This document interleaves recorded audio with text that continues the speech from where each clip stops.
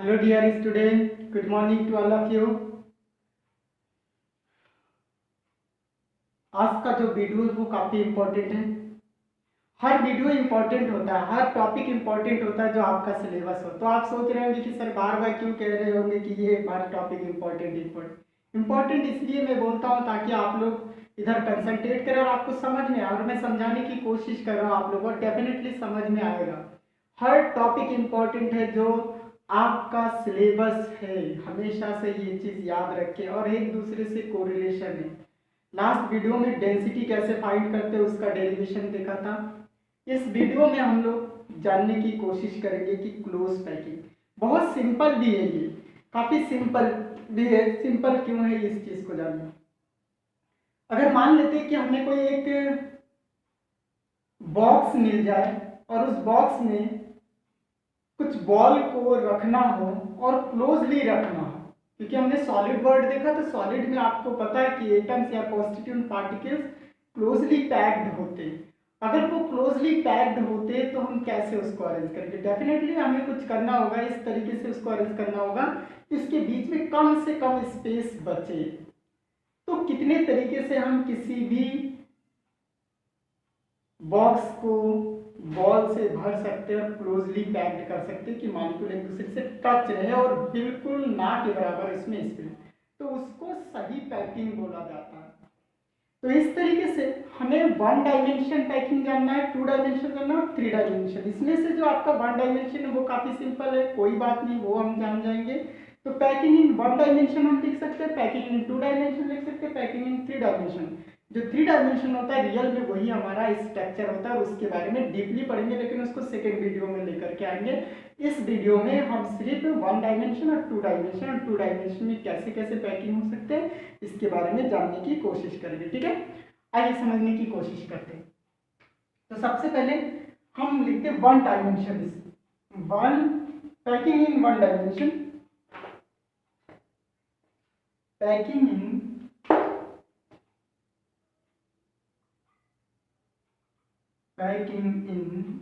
One dimension. एक ही दिशा में आपको कैसे पैकिंग करना है ये बात समझना है। तो एक दिशा में पैकिंग करने के लिए आप क्या करेंगे, जो आप एटम्स है उसको मान लीजिए कि एक स्फीयर है, स्फीयर का मतलब एक बॉल के जैसे स्ट्रक्चर। इसको अगर बॉल दे दिया, अगर कहा जाए एक ही दिशा में इसको आप अरेंज करिए तो कैसे करेंगे। तो वन डायमेंशन पैकिंग क्या होता है, सिर्फ और सिर्फ एक सिंगल लाइन इस तरीके से होता है, इस तरीके से बॉल आपके अरेंज होते हुए चले जाते हैं, इसका और कोई रोल नहीं है। यही आपका अरेंजमेंट है, ये आपका क्या वन डायमेंशन पैकिंग है। बात समझ पाए। इस तरीके से बॉल को आप टच कराते हुए ये हमारा क्या एटम है, ऐसे अरेंज करेंगे, ये हो गया वन डायमेंशन। ठीक है, इस तरीके से ये क्या हो गया वन डायमेंशन। इसको इतना सिंपल है, जान सकते हैं। कोई भी चीज दिया जाए और मेटल्स है तो मेटल जानते हैं कि क्लोजली एटम्स या कॉन्स्टिट्यूएंट पार्टिकल्स पैक्ड होते, तो हमें भी पैकिंग करना है। किस तरीके का पैकिंग एक्चुअल में होता है वो बात हमें यहाँ सीखने को मिलेगा। इसलिए मैं कह रहा था ये चीज हमारा क्या होता है इंपॉर्टेंट। तो वन डायमेंशन हमने जान लिया, अब हमें क्या बनाना है two dimension, packing in two dimension. इसको आइए जानते हैं, packing in two dimension, sorry दो दिशाओं में इसका पैकिंग करना है। कैसे करना है ये बात समझिए। दो दिशाओं में पैकिंग करना, अगर हिंदी में देखें इसे तो द्विबीम बोलते हैं। द्विबीम तो दो दिशाएं, अच्छा है, दो बिंदु मतलब दो डायरेक्शन में इसका होना चाहिए, ये जानना। तो टू डायरेक्शन में जानने के लिए आपको क्या करना है, पहले वन डायमेंशन ड्रा करना पड़ेगा। तो वन डायमेंशन अगर ड्रा करेंगे तो मॉलिक्यूल आपका कैसे हो सकता है, ये कंडीशन हो सकता है।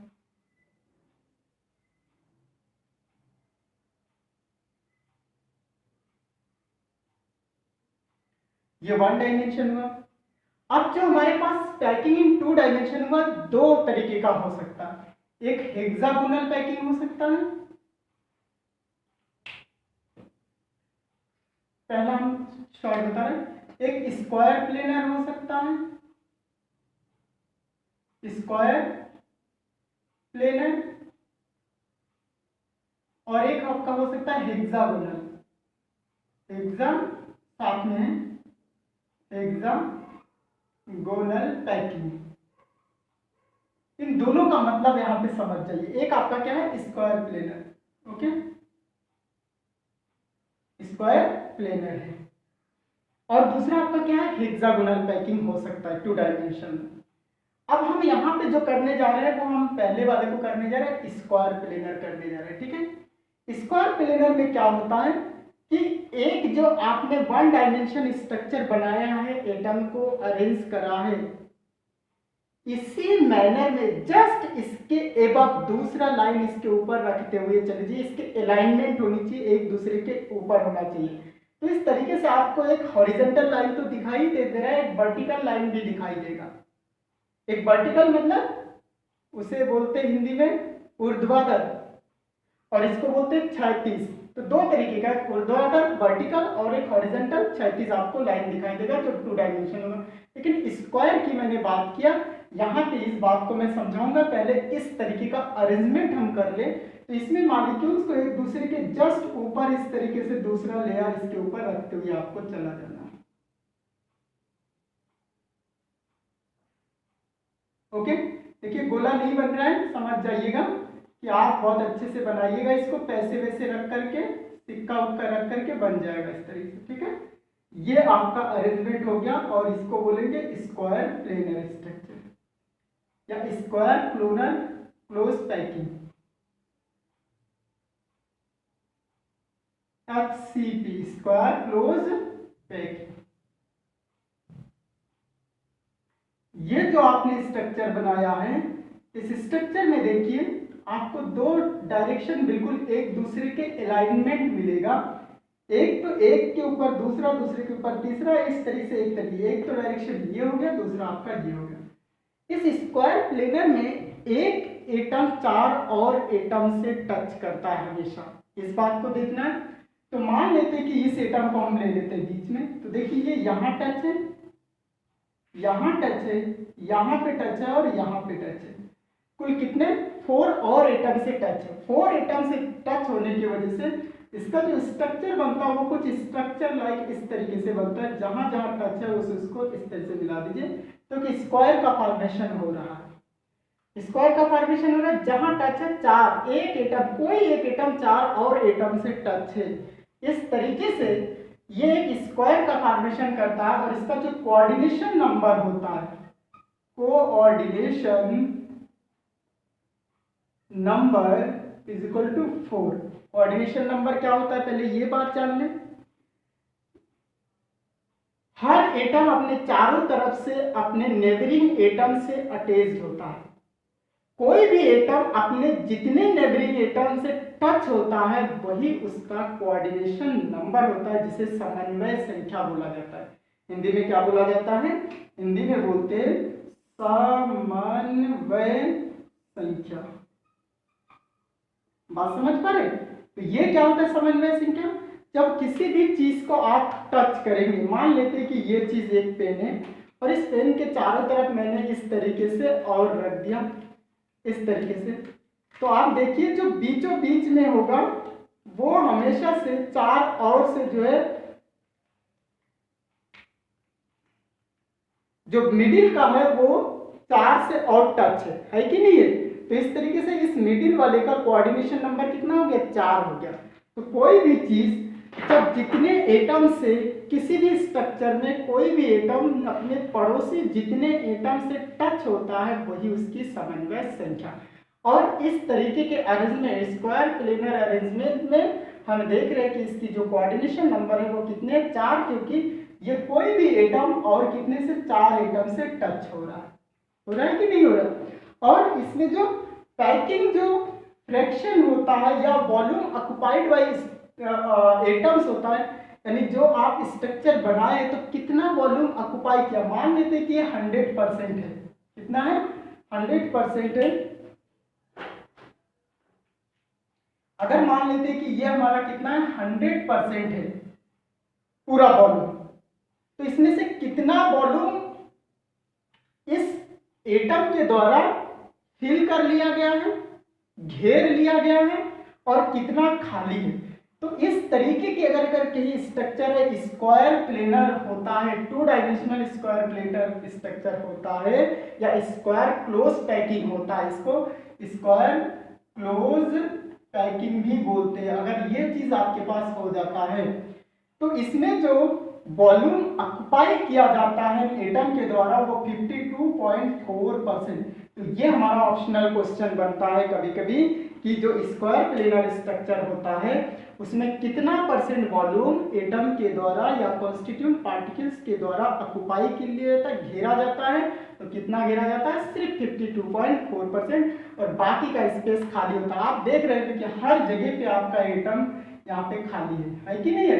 तो इस तरीके से अगर हर जगह पे खाली है तो इसका मतलब 100 में से इसको माइनस कर देंगे तो पता चल जाएगा ये कम से कम आपके पास 47.6% आपका खाली रह जा रहा है स्पेसिस वाले में। ठीक, ये तो हो गया स्क्वायर प्लेनर की बात किया हमने।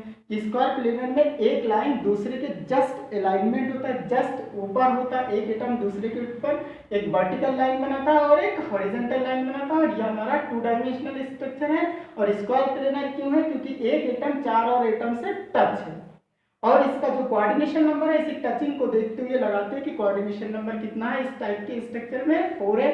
तो पता चल गया कि स्क्वायर क्लोज पैकिंग में जो कोऑर्डिनेशन नंबर होगा एटम का वो कितना होना चाहिए, 4। अगर कोई आपके पास मेटल दे दिया जाए और कहा जाए कि इसका स्क्वायर प्लेनर स्ट्रक्चर है, बताइए इसका कोऑर्डिनेशन नंबर कितना है, इसमें पैकिंग फ्रैक्शन या कह लीजिए कि इसमें जो वॉल्यूम ऑक्युपाई किया जाता है वो कितना है, तो ये चीजें हमें याद रखने पड़ेंगे। ओके, और ये चीज आपको करके भी मैंने यहाँ पे दिखा दिया। अब आते हैं हेक्सागोनल पैकिंग में। तो हेक्सागोनल पैकिंग में हमें इसको मिटाना पड़ेगा और फिर से आपको समझाना पड़ेगा। ठीक है, हेक्सागोनल जो पैकिंग होता है 2 डायमेंशनल में, तो इसमें सबसे पहले हम क्या बनाएंगे, एक 1 डायमेंशनल स्ट्रक्चर बनाएंगे,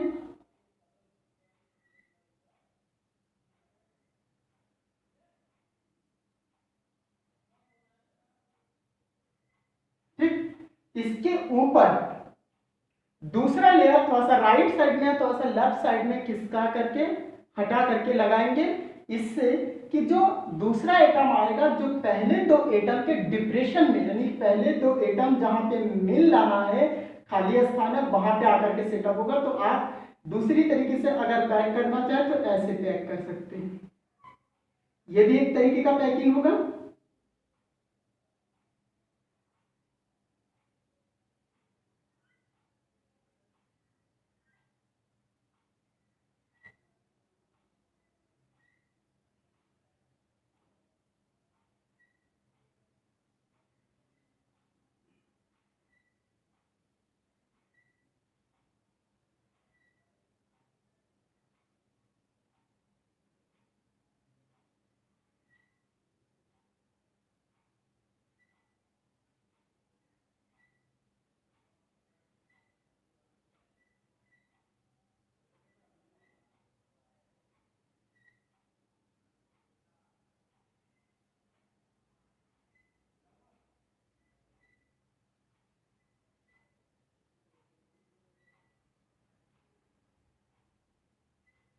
समझ जाइएगा, इस तरीके से मैंने यहाँ पे बना। ठीक है, आइए आप समझने की कोशिश करते हैं।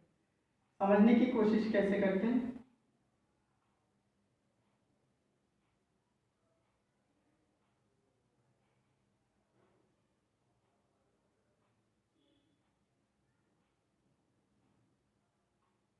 हाँ आइए। अब जब हेक्सागोनल की बात करेंगे तो आप देखिए कि पहले लेयर को अगर हम ए मान ले तो दूसरे लेयर थोड़ा सा हट करके है, इसलिए इसको हमने मान लिया बी, और इसके जस्ट अलाइनमेंट ये, इसके जस्ट ऊपर ये है एकदम बिल्कुल सीधाई पे, तो ये वाला फिर से आ गया ए, और इसके जस्ट ऊपर ये वाला, तो इसको फिर से हमने मान लिया बी। इसका जो पैकिंग पैटर्न होता है, पैकिंग पैटर्न वो आपका ए टाइप इस तरीके से होता है, ए टाइप का पैकिंग होता है। ये चीज भी कभी कभी आपसे पूछा जाता है। जो पहले वाला बताया था वो, सॉरी इस वाले में जो पैकिंग पैटर्न है वो क्या है, A B A B A B, ये पैकिंग पैटर्न है। जो पहले वाला बनाया था वो आपका ए ए ए ए ए इस इस तरीके से होता हुआ चला जाएगा, क्योंकि उसमें एक लेयर दूसरे के जस्ट ऊपर था, एकदम सेम आपका स्ट्रक्चर बना था। लेकिन यहाँ पे जो पहले लेयर का जो डिप्रेशन था, जो खाली स्थान था, वहां पे लेयर को आपने सेट किया। अगर मान लेते हैं किसी बॉक्स में आपको लड्डू को पैक करने दिया जाए तो आप किस पैटर्न पे रख सकते हैं, इस पैटर्न पे या पहले वाले पैटर्न पे। पहले वाले पैटर्न पे रखेंगे तो कम लड्डू आएंगे, इस वाले पैटर्न में रखेंगे तो ज्यादा लड्डू, और उसके बीच में गैपिंग कम से कम होगा इस वाले में। उस वाले में गैपिंग ज्यादा से ज्यादा होगा, लड्डू टूटने के डर रहेंगे, लेकिन इसमें ऐसा कुछ डर नहीं रहेगा। बात समझ पा रहे हैं? इसमें एकदम बिल्कुल क्लोज होंगे। और इसका जो पैकिंग जो वॉल्यूम ऑक्यूपाई होता है वो 60.4 के करीब करीब होता है। ठीक है, इस चीज को थोड़ा सा मैं कंफर्म हो लेता हूँ, ये आई थिंक 60.4 के करीब होनी चाहिए। ओके, 60.4 के करीब है परसेंट। यानी इस तरीके के अरेंजमेंट में जो वॉल्यूम ऑक्युपाई किया जाता है, अगर इसको 100% मान लेते तो 100% में से सिर्फ 60.4% आपका स्थान घेरा गया है, और बाकी जो बचा हुआ आपका है 39.6% वो आपका खाली स्थान है। तो जो पहले वाला था उसमें आपका कितना था, 52.4%। तो 52.4% के कंपैरिजन में ये तो ज्यादा अच्छा पैकिंग है, तो ज्यादा अच्छा पैकिंग है तो इसको अच्छा माना जाएगा। इसकी जो पैकिंग एफिशिएंसी है ये कंपैरिजन तो इसके अच्छा। अब बात आते हैं तो इसको हेक्सागोनल क्यों कहते हैं। हेक्सागोनल कहने के लिए, अगर किसी एक एटम को मैं देखूं, यहाँ पे इसी एटम को देखूं तो ये एटम 6 जगह पे एक दूसरे से 1 2 3 4 5 6 जगह पे टच है, तो ये इसको आप ऐसे लिख सकते हैं। तो इस तरीके से देखिए हेक्सागोन का फॉर्मेशन हुआ, हेक्सागोनल का फॉर्मेशन हुआ, यानी षटकोण जैसे बना है। तो इसी तरीके से इसलिए इसको क्या कहा जाता है, हेक्सागोनल पैकिंग कहा जाता है। और इसमें जो पैक वॉल्यूम ऑक्युपाई किया जाता है वो इतना होता है, और पैकिंग पैटर्न जो होगा ए बी टाइप का होगा। ये बात भी आपको ध्यान में रखना है। और इसका जो कोऑर्डिनेशन नंबर होता है, कोऑर्डिनेशन, तो आप खुद बता सकते हैं, पहले में 4 था तो इसमें कोऑर्डिनेशन नंबर कितना हो जाएगा, 6 हो जाएगा। और आपसे अगर कहा जाए कि कौन सा मोर इफिशियंट है, पहले वाला या ये वाला पैकिंग इफिशियंट है, तो ये पैकिंग आपका इफिशियंट पैकिंग है, क्योंकि इसमें कम से कम स्पेस है और उसमें ज़्यादा से ज़्यादा स्पेस खाली रह जाता था। तो ये हुआ 2 डायमेंशनल। 2 डायमेंशनल पढ़ने के बाद हम लोग 3 डायमेंशनल में पढ़ेंगे, और 3 डायमेंशनल में भी थोड़ा सा टेक्निकल है, इसमें तो कोई टेक्निकल नहीं है, उसमें टेक्निकल तो ऐसा है। तो ये दोनों बातें आपको पहले सीखना है तब जा करके। ओके, तो इसको बहुत अच्छे से देखिएगा और समझने की कोशिश करिएगा। Okay, thank you.